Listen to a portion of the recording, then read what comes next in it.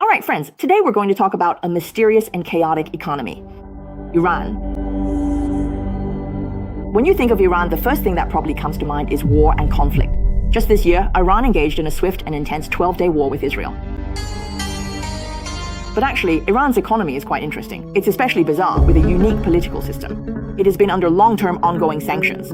This has given rise to a distorted system. However, this economy is also extremely resilient and has even developed two invisible Iranian hands that drive its economic gears. Today, we will continue our national economy series and take a look at how Iran has managed to take each step forward. Step by step, how has it evolved to what it is today? What kind of complex political structure has developed? What are these strange hands? Let's explore this country that survives in the cracks together.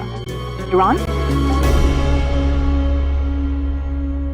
In fact, Iran also has a very beautiful name, Persia.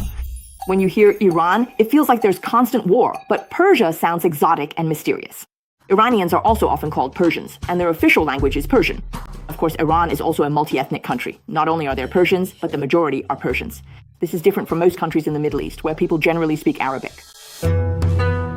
Moving into the 20th century, it was also the era when oil production increased. In 1900, a British businessman named Darcy obtained a geological report. It stated that the region of Persia was very likely to have oil, so he made what was probably the most successful decision of his life. In 1901, when Iran hadn't extracted anything yet, he entered into negotiations with the Iranian authorities at the time. For the price of £20,000, he obtained the rights to most of Iran's oil for the next 60 years, the extraction rights. The Iranian government could receive 16% of his annual profits. Soon after, in 1908, Burma discovered large quantities of oil in Iran and established the Anglo-Persian Oil Company, the company. This company, which later became BP, firmly controlled Iran's oil resources for the next half-century, and later on, massive oil finds in the Middle East were controlled by the Western Seven Sisters. The Anglo-Iranian Oil Company monopolized Iranian oil, becoming Britain's most profitable firm. However, Iran resisted this exploitation. Questioning why the British should profit from their resources, Prime Minister Mossadegh led a move to stop cooperating in 1951. The Iranian parliament passed a bill forcibly nationalizing the Anglo-Iranian Oil Company and established the National Iranian Oil Company. This was also the first act of resistance in the Middle East against the oil monopoly of the Seven Sisters. But the British were not to be trifled with either. They couldn't just let Iran take back its oil resources like that, so they resorted to some underhanded tactics. MI6, together with the American CIA, secretly launched Operation Ajax. In August 1953, they acted covertly. They helped orchestrate a coup in Iran, overthrowing Mossadegh and convicting him of treason. He was placed under house arrest in his own estate, and the Shah Pahlavi was reinstated. After Pahlavi returned to power very soon, in the following year, control of the oil company was handed back to the British, and the Americans also took a large share of the pie. It is estimated that over the next 20 years, they took about 40% of Iran's oil profits. In the end, Iran's grand nationalization resistance movement ultimately ended in failure. With the support of the West, Pahlavi continued his dictatorial rule over Iran for more than 20 years. His original title was Shah, which is a transliteration meaning something like king. But later on, he felt that he deserved something better. So in 1967, he changed his title to Shahanshah. This means King of Kings. As the King of Kings, he gradually transformed Iran into a secular and westernized country, which caused a lot of dissatisfaction among Muslims. At the same time, he also implemented a highly centralized rule. With the support of the CIA, he established a secret police organization called SAVAK, which brutally suppressed political opponents. Oil resources were also concentrated in the hands of a small privileged class, and corruption was extremely severe. As a result, discontent among the Iranian people continued to grow. At this moment, a key figure emerged. His name was Khomeini, and he was the spiritual leader of Shia Islam in Iran. Although he held no real political power, he could be considered the leader in religious matters. He openly stepped forward. He opposed the Shah, opposed secularization, and opposed authoritarian rule. Because of this, he spent 14 years in exile overseas. By 1978, public anger toward the Shah had reached a boiling point. It reached a critical point of eruption, involving secular groups, leftist organizations, and others. All these groups, which were originally different from the Islamic forces, also stepped forward. They all supported Khomeini together in overthrowing the Shah, and so in 1979, the famous Iranian Revolution broke out. You could say it didn't take much effort to drive the Shah out. Pahlavi fled Iran, and Khomeini returned in triumph. At that time, millions of people welcomed this new leader at Tehran airport. After this revolution, the Iranian Empire officially became the Islamic Republic of Iran, marking the end of its monarchy. Iran then established a very unique and extremely complex political structure called a theocratic republic. Let me tell you, I put in quite a bit of effort to study this system. Let me share what I've learned. Let's briefly get to know Iran's power structure. The idea is to try to combine theocracy with democratic republicanism. The top leader in Iran, the number one figure, is called the supreme leader. He is granted the highest authority by the constitution, and no one can override him. He can serve indefinitely. The first supreme leader of Iran was, of course, Khomeini. However, Iran also has democracy in name. Voters elect the parliament and the president and the president then appoint and oversee the cabinet. In this system, the president is mainly responsible for administration and is considered the second most important figure in the country. This part of the system should be fairly familiar to everyone. But let me tell you, this is just the tip of the iceberg when it comes to Iran's power structure. There is also an elected body called the Assembly of Experts, which is made up of 88 Islamic clerics. This body holds a very significant power. It can select and supervise the supreme leader, and in theory, it can even dismiss the supreme leader, though in practice, this has never happened. The supreme leader, on the other hand, directly controls the judiciary, the military, radio and television, the Security Council, and so on. He also oversees a body called the Expediency Discernment Council, whose powers are both vast and vague, and it can supervise the government. At the same time, there is another very important institution called the Guardian Council. Don't get confused yet. Let me quickly finish explaining. All laws must get their approval, and although those elected officials are chosen through elections, which they can't directly participate in, the candidates themselves are nominated and approved by this body. And pay attention, this includes the Assembly of Experts. So the Supreme Leader is supervised by the Assembly of Experts, but the members of the Assembly of Experts are confirmed by the Guardian Council. The Guardian Council has 12 members. How are they selected? 6 are chosen by the Supreme Leader, and the other 6 are selected by the judiciary. And who appoints the Chief Justice of the judiciary? Well,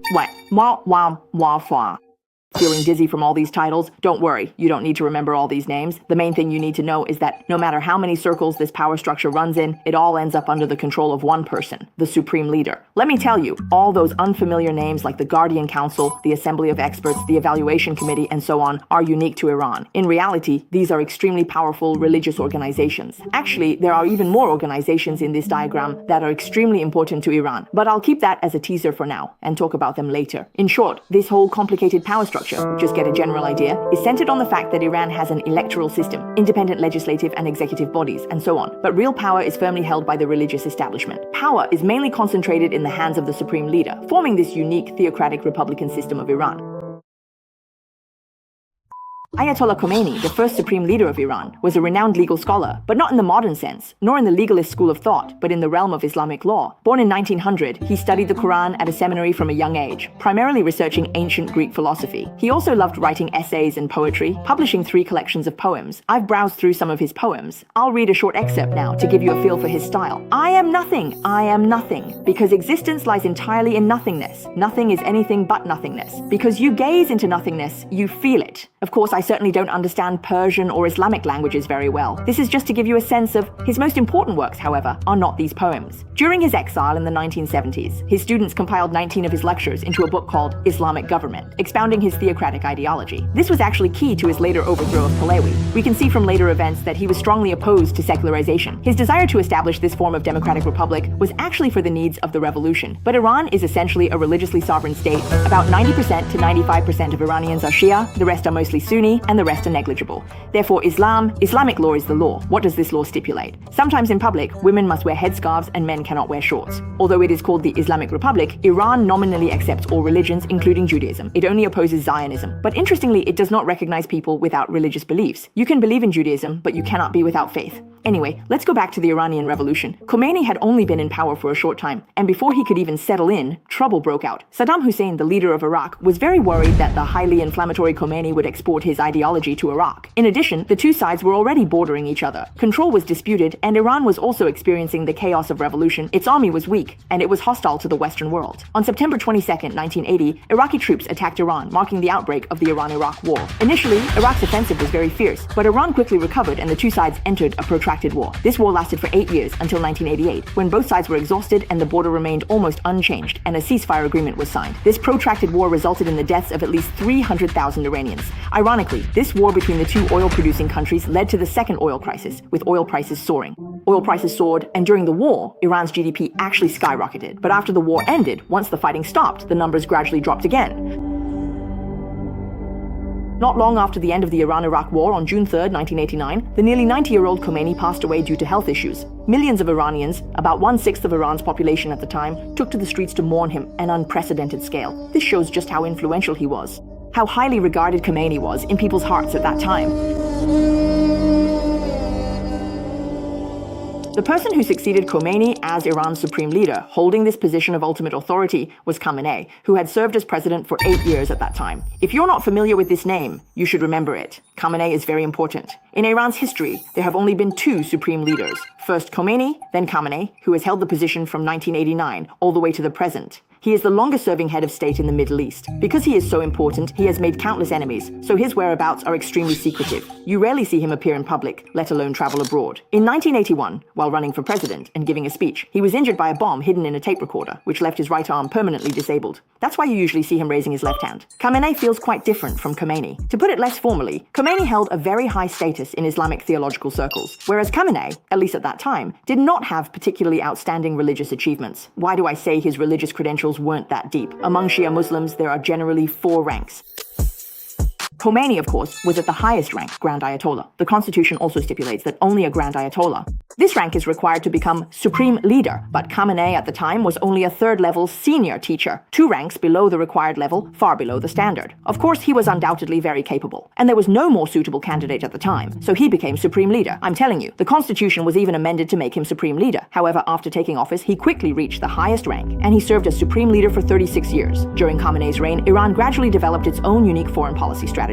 As is well known, he was somewhat of a troublemaker in the Middle East, and his image was not on good terms with many countries. Many people find this hard to understand because from an economic perspective or from the perspective of rational returns, you would feel that his behavior is very unreasonable. The United States also couldn't reach an agreement with him no matter how hard they tried. Why is that? Actually, if you analyze it, whether it's the supreme leader or the entire framework of power, it all revolves around the industrialist Islam, with the religion at its core. This is the essence of his regime. Therefore, many of his actions and decisions are primarily ideological struggles, which also serve to maintain the legitimacy of his regime. You see, his support for the Lebanese Pearl Party and the Iraqi Islamic resistance movement are both Shia-based, supporting Hamas while opposing Israeli Zionism. He also supports the Houthi rebels, gradually forming a so-called resistance axis, an informal alliance of Middle Eastern organizations that helps Iran and other forces and religious groups to counterbalance it. Of course, I should add that although Khamenei's position is relatively stable, internal factional struggles in Iran are very serious and openly discussed. It's not that everyone is on the same page and adheres to the same policies. There are reformists, moderates, conservatives, etc. Reformists support free market economics and dialogue with the West to lift sanctions. So you see, every presidential election in Iran involves intense factional struggles. It's very chaotic. Anyway, let's leave this to some political and economic bloggers to discuss. Iran's hardline diplomatic stance means it will face a persistent shadow for the next half-century, with a major obstacle being sanctions, primarily from the United States. In fact, Khomeini was very unfriendly to the US from the very beginning of his rule.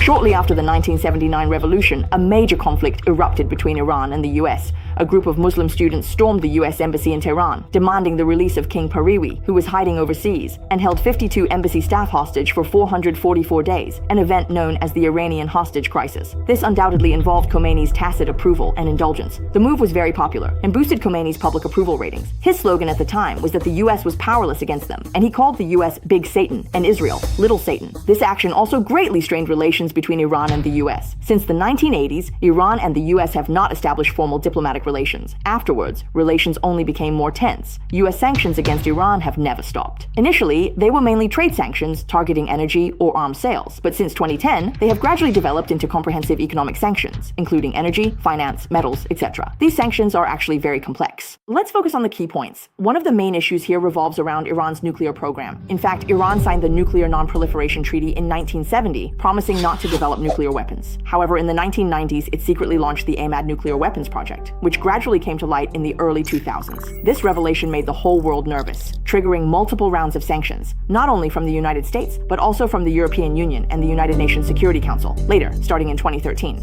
Iran and the 5 permanent members of the UN Security Council, plus Germany and the EU, engaged in 20 months of negotiations and reached the famous Joint Comprehensive Plan of Action, commonly known as the Iran nuclear deal. Iran agreed to strictly limit its nuclear activities and accept monitoring by the International Atomic Energy Agency. In return, of course, most countries agreed to lift the majority of economic sanctions against Iran. You see, everything was moving in a positive direction, but just 2 years later, Donald Trump was elected president of the United States. He was very dissatisfied with this agreement, and in 2018, the United States unilaterally announced its withdrawal and reimposed even harsher. These international economic sanctions aim to pressure the government by restricting trade and finance.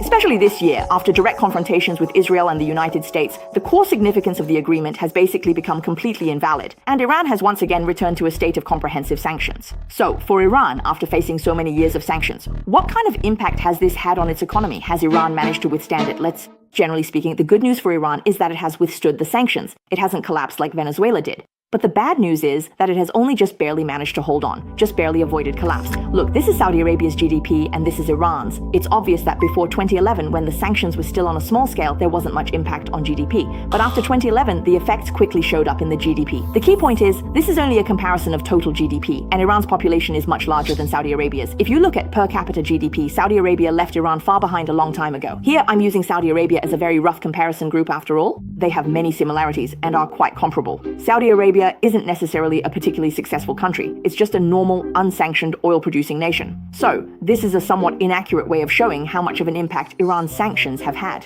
You see, Iran is very unstable and secure high-yield rewards from various regions. Details are available via the link. Interested parties can learn more through the pinned comment. Now let's examine the strange yet plausible economic development Iran has achieved under its theocratic republican system, intense United States sanctions, and a tense diplomatic environment. First, we know Iran is a major oil producer heavily reliant on fossil fuels. It boasts the world's third largest oil reserves and second largest natural gas reserves. Fossil fuel exports account for 60% of Iran's government revenue and 90% of its exports. We often say Iran is an oil powerhouse, but in reality, it produces even more natural gas. Currently, 60% of Iran's fossil fuel production is natural gas, and 40% is crude oil, and this proportion continues to rise. You might think that Iran, while natural gas producing countries haven't exactly made a fortune in the last 2 years, this isn't the case. Look at this chart. Iran's natural gas production over the past half century. The gray area represents domestic consumption, and the green area represents imports and exports. Although its production has been continuously increasing, demand has also been growing, resulting in a supply shortage. Just 2 years ago, Iran even had to import natural gas from Russia. This chart also shows crude oil production. While current production is still lower than before the Iranian Revolution, a large portion of it is exported. Therefore, although Iran produces natural gas, its main source of income is oil. The United States' primary sanctioning method targets fossil fuels and oil, aiming to cut off Iran's economic lifeline. Before 2010, Iran's crude oil exports were roughly 2.5 million barrels per day. Since 2010, when the United States, European Union, and United Nations intensified sanctions against Iran, crude oil exports have plummeted. Then in 2015, the Iran-Iran peace talks were completed, and the situation immediately improved. Later, the US reinstated sanctions, and the situation worsened, with production dropping to as low as 500,000 barrels per day. So,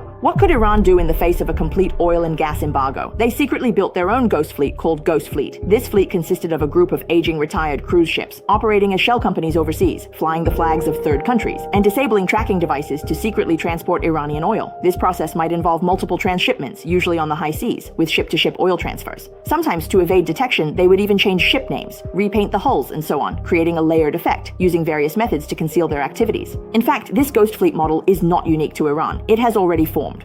A massive smuggling network operates even in countries like Iran, Venezuela, and Russia, which are subject to sanctions. Consider the sheer number of ships involved. It's not difficult to spot them on satellite imagery. However, most countries and organizations, frankly, turn a blind eye. They lack the resources to eradicate this activity completely. This explains why, even after experiencing more comprehensive and severe financial and energy blockades in 2018, Iran's crude oil exports have slowly recovered. We just mentioned that oil is only sold externally. The situation within Iran is even more interesting. Due to its unique system, this theocratic republic, two very special and enormous organizations have evolved, like two giant Iranian versions of the invisible hand, effectively controlling more than half of Iran's economic activities.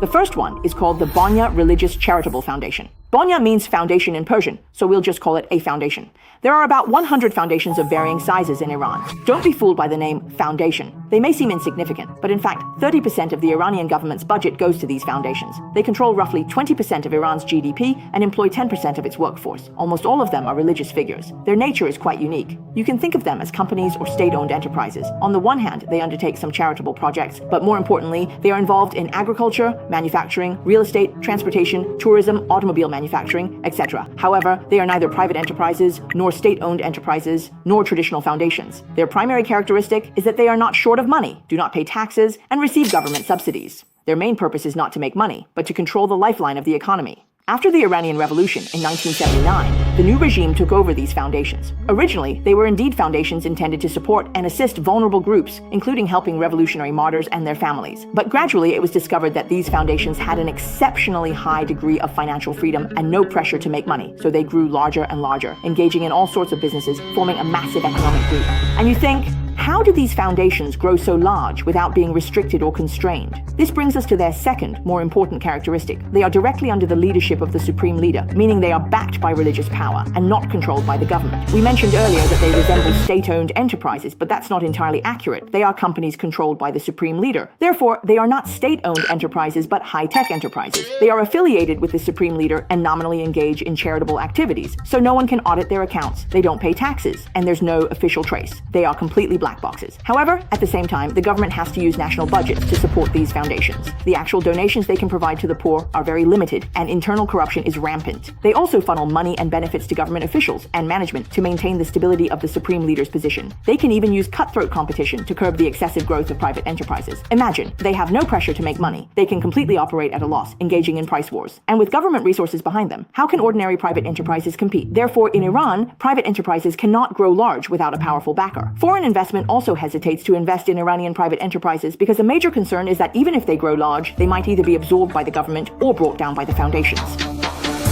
For example, the largest foundation is called the Mustazafan Islamic Revolutionary Foundation. It is Iran's second largest enterprise after the National Oil Company, with more than 350 subsidiaries and over 200,000 employees. Its business scope is very broad, covering almost everything. Another very famous foundation is called Saitar, short for Imam Khomeini's Executive Directorate. Just hearing the name Khomeini tells you it's definitely not simple, right? It can be said to be the foundation most closely tied to the supreme leader among these foundations, and it can even be considered half of his private purse. And the other big hand of Iran's economic system, or even the bigger hand, is the Islamic Revolutionary Guard Corps, abbreviated as IRGC. Some people may not know this. You may have heard of it to some extent. It's an armed force of Iran, but independent of the regular Iranian army. Iran's regular army has approximately 400,000 personnel, while the Revolutionary Guard is estimated to have around 120,000. Traditional defense involves the regular army, while the Revolutionary Guard's involvement is more religiously oriented, primarily focused on defending the regime and confronting domestic and foreign adversaries. For example, it includes the Quds Force, which, although estimated to have only 20,000 personnel, is primarily responsible for direct external conflicts and supporting proxy wars.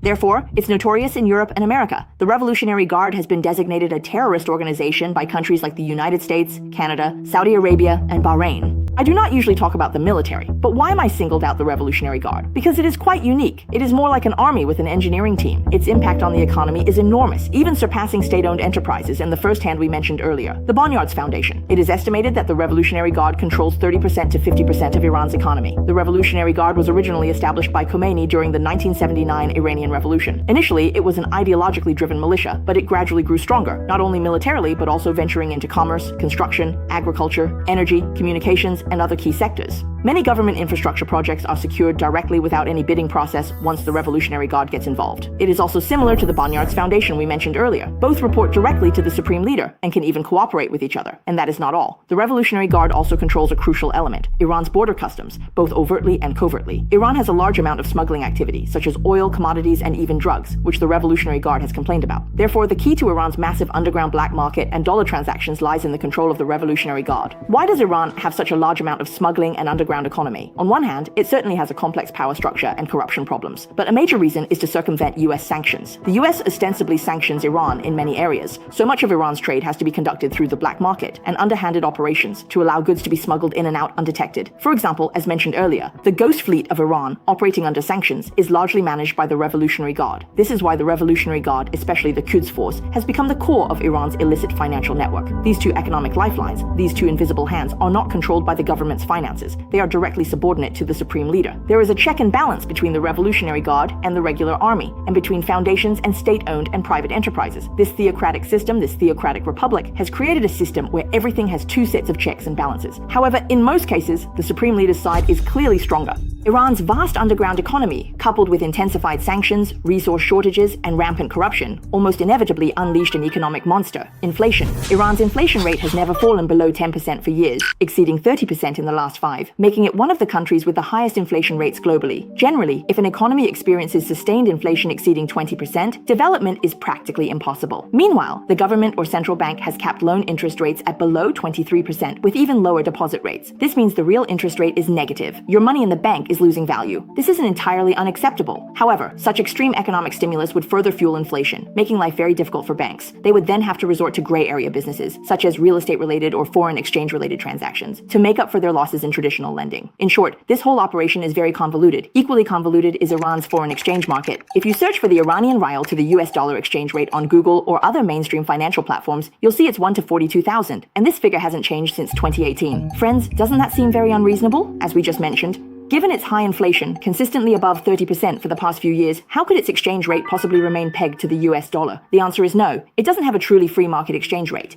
The dollar to lira isn't 1 to 42, but rather 1 to 1 million lira. The government doesn't want the lira to collapse and tries to control inflation, so it has introduced a multiple exchange rate system. Different exchange rates are used for different goods traded. For example, at the end of last year, the exchange rate for imported pharmaceuticals was $1 to 285,000 lira, while the rate for food was 468,000, and for appliances and mobile phones, it was 630,000. This multiple exchange rate system. The system may sound good in theory, but it's practically impossible to implement in Iran. Its power structure is so complex, with so many underground transactions and such weak central bank control over the economy. There are countless loopholes to exploit. For example, some merchants use cheap exchange rates to import goods like tea, rice, and tires, then resell them at free market rates, making hundreds of billions of dollars. Some are even more blatant, buying dollars at the cheap official exchange rate without any trade connections, then reselling them on the black market to profit from the price difference. Such operations are rampant, and I think there's another point. There's an exchange rate system with a rather unappealing name, NEMA.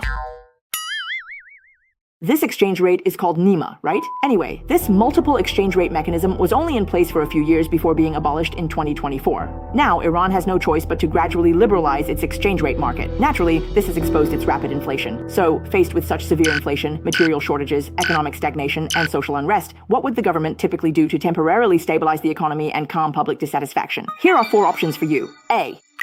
Tax cuts. B. Subsidies. C. Reforms. D. None of the above is correct. Which answer should you choose? It's B.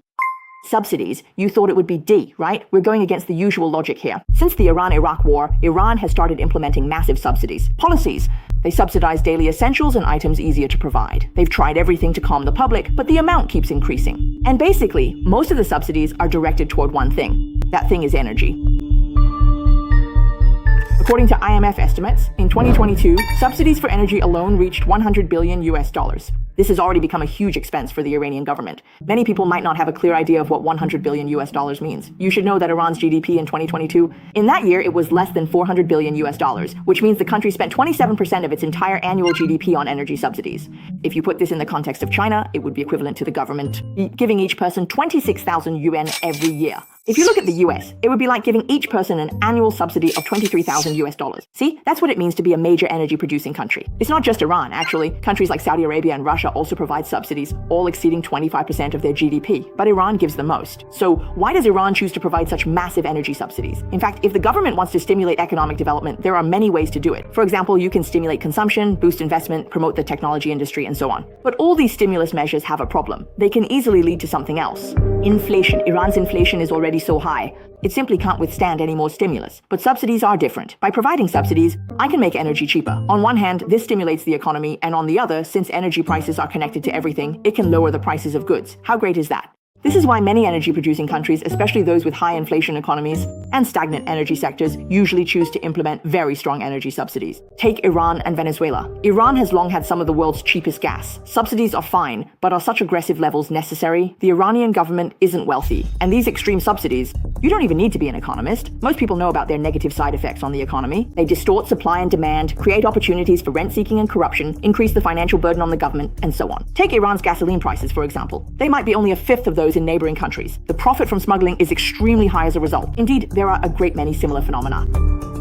These kinds of subsidies are also a huge burden for the government. So it's clear that it's not that the government doesn't want to cut them, but rather that it simply can't. The Iranian government has actually mustered the courage to try many times. For example, the most recent attempt was in November 2019. They suddenly announced a cut in gasoline subsidies, and fuel prices across the country immediately jumped by about 50%. As a result, in a very short time, protests broke out in more than 100 regions nationwide, escalating into the largest anti-government movement in Iran since 1979. Some demonstrators set fire to government buildings and gas stations to express their dissatisfaction with poverty and corruption.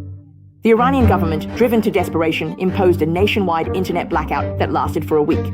This wasn't just blocking foreign sites, it was a total shutdown. As Xiaolin noted, who'd have imagined it? It targeted the Iranian people directly. This heavy suppression allowed the government to quickly quell the unrest within a week. The riots resulted in at least 1,000 deaths and at least 7,000 arrests. Actually, the reduction of subsidies was just a trigger for this unrest. But regardless of the reason, when public dissatisfaction is running high, the government finds it very difficult to further cut subsidies.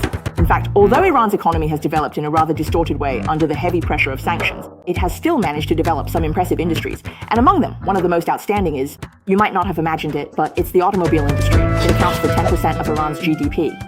Second only to oil and natural gas, it is Iran's second largest industry. In 2024, Iran produced over 1.36 million vehicles. For those who are used to hearing about production numbers from the US, China, or Japan, this figure might not seem very impressive. But in the Middle East, it already stands as the absolute automotive powerhouse.